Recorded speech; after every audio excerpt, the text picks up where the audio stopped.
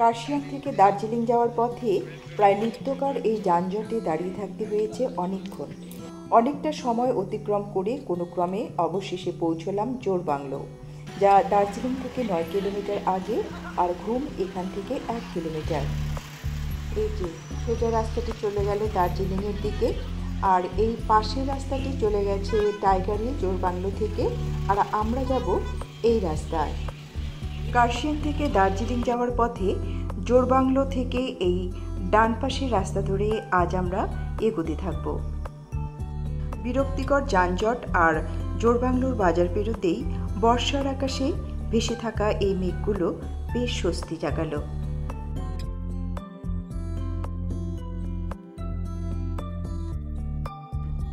আজ আমাদের গন্তব্য মংপু।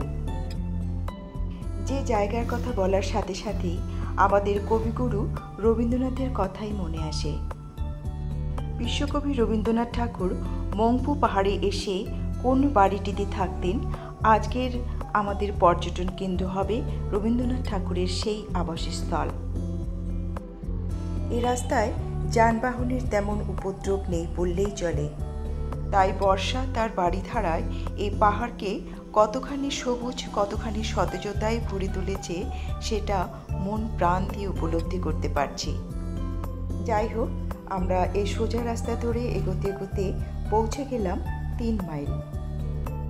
এই রাস্তা দিয়ে মংপু যেতে হলে এই 3 মাইল জায়গাটিকে অবশ্যই মনে রাখতে হবে, কারণ এই 3 মাইল থেকেই সোজা রাস্তাটি চলে গেছে লামাহাটা সহ বিভিন্ন পর্যটন কেন্দ্রে, আর এই 3 মাইল থেকেই ডান দিকে একটি রাস্তা চলে গেছে মংপুর দিকে।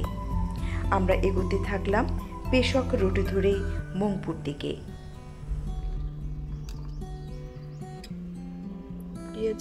মংপু 17 কিলোমিটার। আচ্ছা, সেবক Siliguri, this is the connecting road. তবে 3 মাইল থেকে সোজা রাস্তা ধরে লামাহাটার দিকেও আমরা এগোবো, সেটা থাকবে আমার পরের কোনো পর্বে। পথ ছাড়িয়ে পথের গভীরে যত প্রবেশ করছি, মনে হচ্ছে এখানে পথই যেন অপেক্ষা করছে কোনো পথিকের। এদিকে পথের দুপাশটা আরও নূতন, আরও সবুজ, তারই উপর মেঘকে ফাঁকি দিয়ে সূর্যের আলো কচি পাতার নতুনত্ব গুছিয়ে দিতে বেশ উদ্যোগী। এই যে জল পড়তে ছাদ থেকে জল ধরার পয়েন্ট বানিয়েছে, দেখছেন? গাড়ি দাঁড়াতে সোজা ট্যাঙ্কিতে জল, চতুর বুদ্ধি। এই যে দেখেন না, পাইপ লাগিয়ে দিয়েছে, সোজা ট্যাঙ্কিতে জল। Hi, good afternoon viewers, welcome to this channel. Now we are heading towards Mongpu from Jorbanglo today. It's 11th June of this monsoon period. Though there's no monsoon, you can see cloud all over the sky. Now to the last screen, dense tropical monsoon forest of this Darjeeling Himalaya. We have entered out here in this scenic beauty, approaching towards Tagore's place, where Rabindranath Tagore used to visit this place. This is his hill stations. He used to come very often in this place to stay and relate him with the nature and the beauty of Darjeeling Himalaya. You can see the nature's beauty all over in front of your screen. Yes, it is noon lunch hour today at the midday time, but it's already dark because covered with a lot of forest of this dense dark forest. Everywhere you can see greeneries all around. A beautiful road maintained by PWD. It's really well maintained, no problem while driving. But the only thing, you have to be a little alert while negotiating curbs and bends. All in all, it's really a thrilling and exciting journey. At this moment, we have our special guest.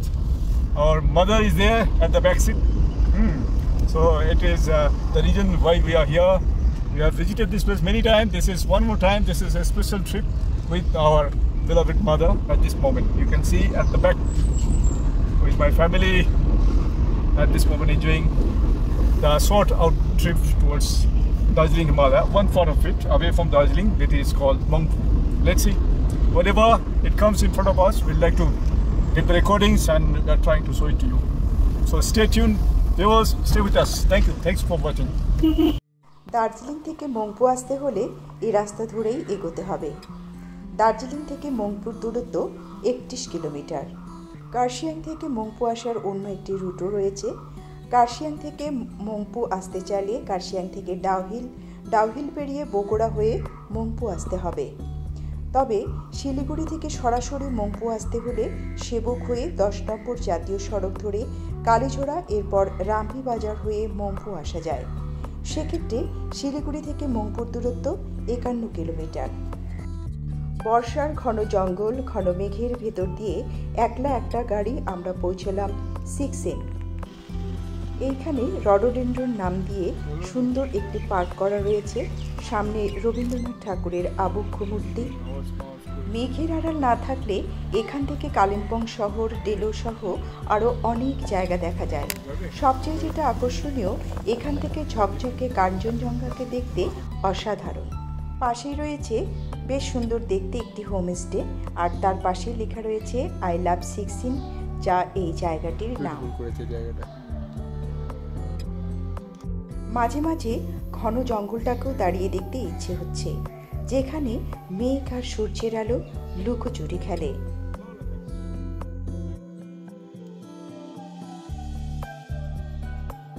এগোতে এগোতে এখানে একটু থামতে হলো এবার, কারণ রাস্তার বিভাজন।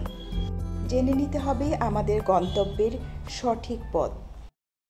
খুব সুন্দর একটি রাস্তা ধরে আমরা এগোচ্ছি মংপুর দিকে, আর এখানেও একটু দাঁড়িয়ে নিলাম। অসাধারণ একটি জায়গা। আর এখান থেকেও আরেকটি রাস্তা চলে গেছে, যেটা আরও অনেক টুরিস্ট স্পটে যাবে। পিছনের ভিউটা দেখুন, অসম্ভব সুন্দর। আমি একটু এখানে ম্যাপটা দেখাই। এখানে একটা মন্দির রয়েছে। অসাধারণ জায়গাটি। সম্পূর্ণ রাস্তাটি খুবই সুন্দর ছিল। তো মাঝে মাঝেই দাঁড়াচ্ছিলাম, এখানেও একটু দাঁড়িয়ে নিলাম, যেহেতু এখান থেকেও একটি রাস্তা চলে গেছে আর অন্যান্য টুরিস্ট স্পটে। তাই একটি এখানে ছোট করে ম্যাপ দেওয়া আছে, ওই ম্যাপটি দেখার জন্যই দাঁড়ালাম। থেকে আরও বিভিন্ন টুরিস্ট স্পটে যাচ্ছে এই রাস্তা ধরেই। দেখি সময় যদি থাকে তাহলে আমরা হয়তো যাব। তো প্রথমে যে উদ্দেশ্যে আমরা বেরিয়েছি মংপু আগে ঘুরে আসি, তারপর ভাবা যাবে। চলো, এখানে দাঁড়িয়েছি এই মংপু শিব মন্দির, সেইখান থেকে মংপু আর 3 কিলোমিটার। এই রাস্তা ধরেই আমরা এগোতে থাকবো। অসাধারণ রাস্তা মংপু যাওয়ার। চলুন এগোতে থাকি। তবে অন্য যে রাস্তাটি অন্য কোথাও কোনোখানে গিয়েছে, সে রাস্তাতেও যাব। সেটি থাকবে আমার আরেকটি পর্বে। দেখতে দেখতেই আমরা এসে পড়লাম মংপুর শিংকোনা বাগানের মাঝে। এখানে রাস্তার দুপাশে শুধুই শিংকোনার চাষ। মংপু, শিংকোনা, মৈত্রী দেবী এবং রবীন্দ্রনাথ, এই নামগুলি যেন একে অপরের সাথে ভীষণভাবে জড়িয়ে রয়েছে। এরপর দু একটি হোমস্টে পেরোতে না পেরোতেই আমরা পৌঁছালাম মংপুর বাজার এলাকায়। তিস্তা বাজার, ওই যে মেলি, সেবক 38 কিলোমিটার, শিলিগুড়ি 50 কিলোমিটার। এটা হচ্ছে এখানে এদিক ওদিক কত রাস্তা পাবে এখন। এই হচ্ছে মংপু বাজার, যেখানে এই এলাকার মানুষের সমস্ত রকমের প্রয়োজনীয় জিনিসপত্রের সম্ভার রয়েছে। কোথায় গেল আবার? ও ডিস্ট্রিক্ট সিংকোনা, ওই যে সিংকোনার মেডিসিনাল প্লান্টস এরই হেডকোয়ার্টার বলছে, forest department, director of cinchona, yes, and others physical plants.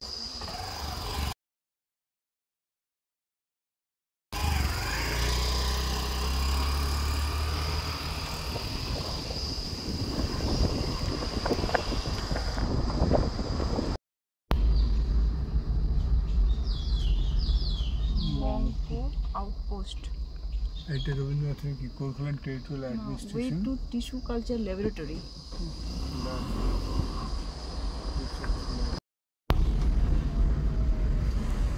Research Laboratory কত কিছু, 1977। ল্যাব রিসার্চ সেন্টার পেরিয়ে এইখানে আবার দুটি রাস্তা দুদিকে চলে গেছে। এদিক দিয়ে কালিম্পং চলে গেল আর আমরা যাব রবীন্দ্রনাথের বাসভবন এই রাস্তা ধরে।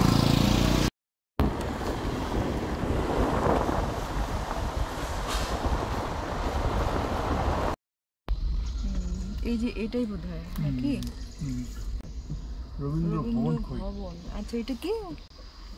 ও কুইনাইন ফ্যাক্টরি। রাজু তুই রবীন্দ্র ভবন কে তলা? লা লা লা, থ্যাংক ইউ। অবশেষে আমরা পৌঁছে গেলাম মংপুতে। রবীন্দ্রনাথ যেখানে গরমের ছুটি কাটাতে আসতেন, মৈত্রী দেবীর বাড়ি। অ্যাকচুয়ালি মৈত্রী দেবীর বাড়িতেই তিনি আসতেন। মৈত্রী দেবী ছিলেন রবীন্দ্রনাথ ঠাকুরের শিষ্যা। আর মৈত্রী দেবী এখানে তার হাজব্যান্ডের সূত্রেই থাকতেন। হাজব্যান্ড ডক্টর মনমোহন সেন ছিলেন কুইনাইন সিংকোনা বিশারদ। তো সেই সূত্রে তাদের এই মংপুতে থাকা।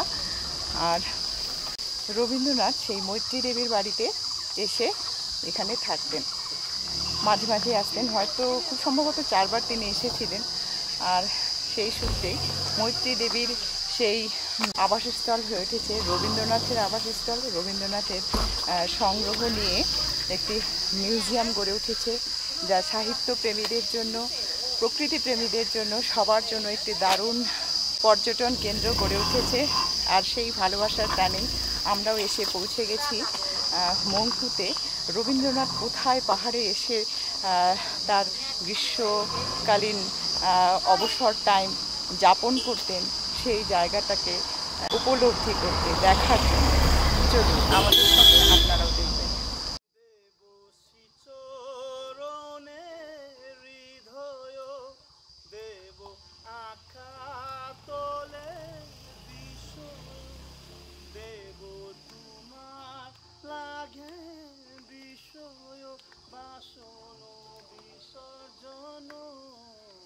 মাঝে মাঝে তবু দেখা পাই, চিরদিন কেন পাই না।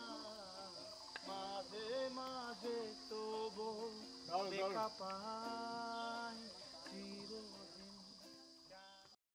কত যে ঘোরার জায়গা, যেখানে যাই সেখানে একটা নিত্য নতুন বিষয়। আজ যেখানে এসেছি এটা সাহিত্যের সাথে জড়িত একটি জায়গা। শুধু যে পাহাড়ি প্রাকৃতিক সৌন্দর্য তাই নয়, এখানে জড়িয়ে রয়েছে সাহিত্য, এখানে জড়িয়ে রয়েছে লেখালেখি, এখানে জড়িয়ে রয়েছে লেখক, কবি, ঔপন্যাসিক। আমি মৈত্রী দেবীকে কিন্তু ভীষণ ভালোবাসি। তার লেখা নহন্যতে পড়া আমার প্রথম উপন্যাস, এবং এই প্রথম উপন্যাসটি আমার এত ভালো লেগেছে। তো আমার বিভিন্ন লেখকের অনেক উপন্যাস পড়ার সুযোগ হয়নি, পড়িনি, কিন্তু যে কটি উপন্যাস পড়েছি এখনো পর্যন্ত, তার মধ্যে এই নহন্যতে আমার কাছে এখনো পর্যন্ত সেরা উপন্যাস। তাই এই নহন্যতে উপন্যাসের লেখিকা মৈত্রী দেবীর বাড়ি আমি দেখতে যাচ্ছি। মৈত্রী দেবী কোথায় থাকতেন, হাজবেন্ডের সূত্রে এই পাহাড়ি এক শান্ত পরিবেশে কোথায় তিনি তার জীবন যাপন করতেন, সেই জায়গাটায় এসেছি। এবং সেই জায়গাটাকে ভালোবেসে রবীন্দ্রনাথের শিষ্যা মৈত্রী দেবীর বাড়ি এসে তিনি এখানে তার গ্রীষ্মের অবসর টাইম যাপন করতেন। মানে দুদিকটাই আমার কাছে অত্যন্ত গুরুত্বপূর্ণ। শুধু রবীন্দ্রনাথ নয়, মৈত্রী দেবীও তার সাথে আমার কাছে একইভাবে গুরুত্ব পায়। আর এই দুই ব্যক্তি, মৈত্রী দেবী এবং রবীন্দ্রনাথ ঠাকুর, যাদের এখানে থাকা, যারা এখানে দিন যাপন করেছিলেন, সেই জায়গাতে আমিও এসেছি। এটা আমার কাছে যে কি ভালো লাগার একটা ব্যাপার, অত্যন্ত ভালো লাগার একটা জায়গা, ভালোবাসার একটা জায়গা। এই সেই মৈত্রী দেবীর বাড়ি, নহন্যতে উপন্যাসের লেখিকা। আর এই বাড়িতেই আমাদের কবিগুরু তার গ্রীষ্মকালীন অবসর টাইম যাপন করতেন। খুব সম্ভবত তিনি 4বার এসেছিলেন মৈত্রী দেবীর আমন্ত্রণে। আর এখানকার চারিপাশের এই হচ্ছে প্রাকৃতিক ভিউ। আর পেছনে কুইনাইন ফ্যাক্টরি, যেখানে সাধারণের প্রবেশ নিষেধ। চলুন বাড়িটা দেখি। আমি জাস্ট ভাবতেই পারছি না যে আমি আমার অত্যন্ত প্রিয় লেখিকা মৈত্রী দেবীর বাড়ির সামনে দাঁড়িয়ে রয়েছি, বাড়ির উঠোনে ঘুরে বেড়াচ্ছি এবং তার চারিপাশটা দেখব এবং তার ভেতরেও যাব, যেখানে রবীন্দ্রনাথের সংগ্রহশালা করা হয়েছে তার জিনিসপত্র বা তার চিঠিপত্র সব কিছু নিয়ে। তবে বাড়ির ভিতরে যে কোনো ধরনের ফটোগ্রাফি বা ভিডিওগ্রাফির উপর রয়েছে নিষেধাজ্ঞা।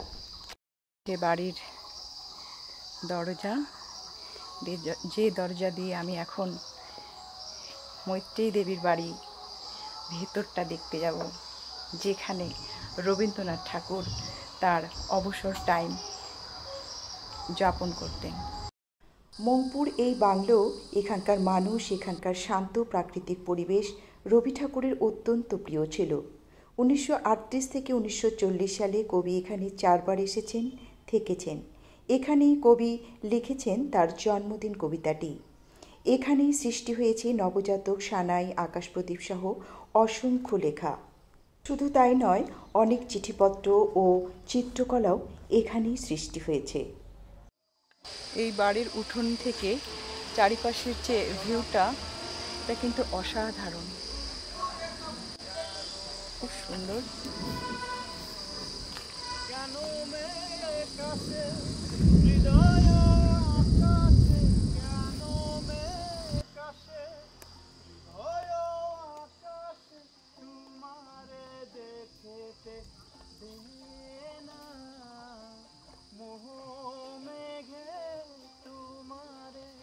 দেখতে দে না মোহ মেঘে তোমারে অন্ধ করে রাখে তোমারে দেখতে দে না মাঝে মাঝে তবু দেখা পাই চিরদিন কেন পাই না। বাড়িটির সামনের উঠোনে খুব সুন্দর বসার জায়গা করে রাখা আছে।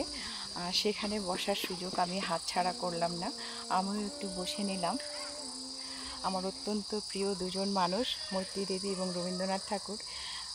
মৈত্রী দেবীর বাড়ি, যেখানে রবীন্দ্রনাথ আসতেন মৈত্রী দেবীর আমন্ত্রণে, সেই বাড়ির সামনে আমি বসে রয়েছি, তাদেরকে উপলব্ধি করছি। সেটা আমার কাছে অত্যন্ত একটা ভালো লাগার ব্যাপার, অত্যন্ত ভালোবাসার ব্যাপার। সবশেষে এই মানুষটির কথা না বললে মংপুতে রবীন্দ্রনাথের এই বাসভবন, এই পর্যটন কেন্দ্রের গল্প অসম্পূর্ণ থেকে যাবে। ইনি অর্পণ গুরুং। গেটের কাছে গাছের ছায়ায় তার ছোট্ট দোকান, যেখানে চা, কফি সহ হালকা খাবার পাওয়া যায়। এসব বিক্রয়ের ফাঁকে ফাঁকে তিনি এত সুন্দর এবং সাবলীলভাবে রবীন্দ্রসঙ্গীত গেয়ে চলেছেন, যা যে কোনো মানুষকেই মুগ্ধ করবে। তার রবীন্দ্রসঙ্গীতই রবীন্দ্রনাথের অস্তিত্বকে এখানে যেন জাগ্রত করে তুলছে। তিনি যে রবীন্দ্রনাথ এবং রবীন্দ্রসঙ্গীতকে মনে প্রাণে ভালোবাসেন, তার এই একের পর এক রবীন্দ্রসঙ্গীত গেয়ে চলাই প্রমাণ করে। শেষে আরেকটি কথা না বললেই নয়, রবীন্দ্রনাথ মংপুতে এসে এই বাড়িতেই কিন্তু প্রথমে এসে ওঠেননি। মংপুতে যে বাড়িতে তিনি প্রথমে উঠেছিলেন, সেটি এখান থেকে প্রায় 3 কিলোমিটার দূরত্বে। এখন যাব সেইখানেই। আমার পরের পর্বে থাকবে সেই বাড়িটি।